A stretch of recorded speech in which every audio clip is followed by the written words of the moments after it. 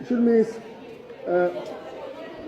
dama jàpp ni xëy na yaa am ministère bi gën a am solo ci gouvernement bi yëpp et je pèse bien mes mots.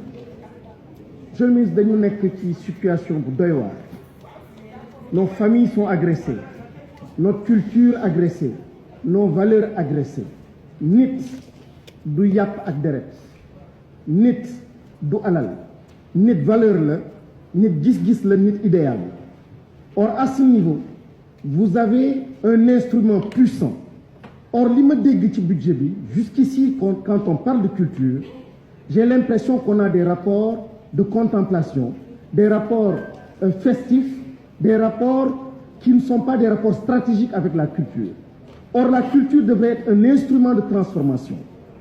Ma bëgg ñu gisee noonu culture et jox ko doole googu mu am une logique d'intelligence culturelle qui doit être à la racine de l'intelligence économique. Ma bëgg jël benn exemple bu ndaw mooy daayira yi dans les quartiers, dans les usines, dans les écoles, dans les universités, les daayira jouent un rôle extrêmement important. Or la politique publique doit pouvoir se connecter à cette réalité. Mais il y a un complexe, il y a un manque d'audace et de courage d'aller chercher cette puissance-là de transformation et de connecter en fait les efforts dans le sens de faire la promotion de la culture, connecté à cette réalité. J'ai été étudiant. Je sais combien de fois j'ai été sauvé par mon implication, mon intégration dans les daïras.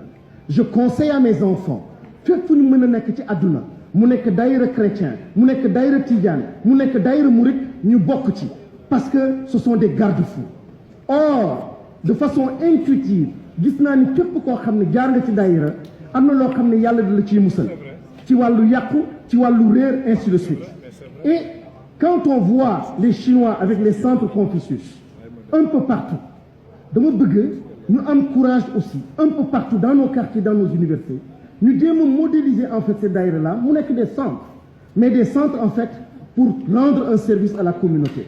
Et aujourd'hui, que ce soit le calife de Tivaouane, de n'importe quel calife buy jóg fii joxe ndigal à un daïra, je pense que nous avons un instrument de transformation du Sénégal de façon extraordinaire. Et je vous encourage, monsieur le ministre, à aller dans ce sens-là, ñu bañ a nekk dans une logique vraiment de contemplation, une logique festive lorsqu'on parle de culture. Je voudrais